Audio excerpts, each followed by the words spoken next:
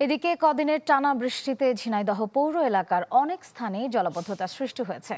আরো খবর জানাতে সরাসরি যোগ দিচ্ছেন সাদ্দাম হোসেন। সাদ্দাম,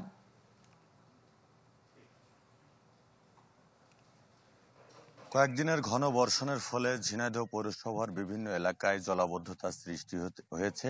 এতে দুর্ভোগে পড়েছে পৌর বাসিন্দারা।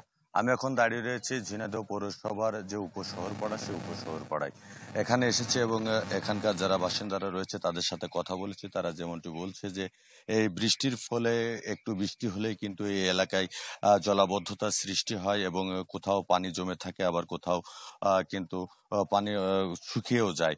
তো স্থানীয়রা যেটি অভিযোগ করে বলছেন যে অপরিকল্পিত ড্রেনেজ ব্যবস্থা এবং যে ড্রেনেজ কোথাও কোথাও ড্রেনেজ ব্যবস্থা নেই এবং যেখানে ড্রেনেজ আছে সেখানেও কিন্তু সেই ড্রেনগুলো ভরাট হয়ে যাওয়ার ফলে কিন্তু এই পানি নিষ্কাশন হচ্ছে না। ফলে এই বাসা বাড়ি থেকে এবং দোকানপাটে এর বিভিন্ন জায়গায় পানি জমে আছে। এতে করে মানুষের যাতায়াত সহ বিভিন্ন রকম দুর্ভোগে পড়তে হচ্ছে। এছাড়াও যারা শিশু বৃদ্ধরা রয়েছে তারাও কিন্তু বাসাবাড়ি থেকে সময় মতো বের হতে পারছে না এবং যারা স্কুল কলেজগামী শিক্ষার্থীরা রয়েছে তারাও কিন্তু তাদের যে যেতে কিন্তু দুর্ভোগ পোহাতে হচ্ছে। আর এই পানির যে জলাবদ্ধতা রয়েছে এতে কিন্তু এই দূষিত পানির ফলে বেশ পানিবাহিত রোগও হচ্ছে বলে এখানকার বাসিন্দারা বলছেন। এছাড়া যে মশার উপদ্রব বেড়েছে।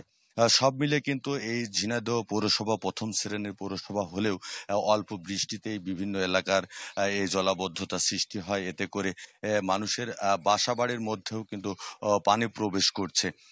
সব মিলিয়ে এই এই পৌরসভার মানুষ কিন্তু দুর্ভোগ পোহাচ্ছে এবং যারা সচেতন মহল রয়েছেন এবং পৌর বাসিন্দারা তারা কিন্তু দাবি করছেন যে যে পৌর কর্তৃপক্ষ রয়েছেন তারা যেন খুব দ্রুত সময়ের মধ্যে পরিকল্পিতভাবে ড্রেনেজ নির্মাণ করেন এবং যে ড্রেনেজ রয়েছে সেগুলো যেন পরিষ্কার করা হয়, করে এই পানি নিষ্কাশনের ব্যবস্থা করা হয়।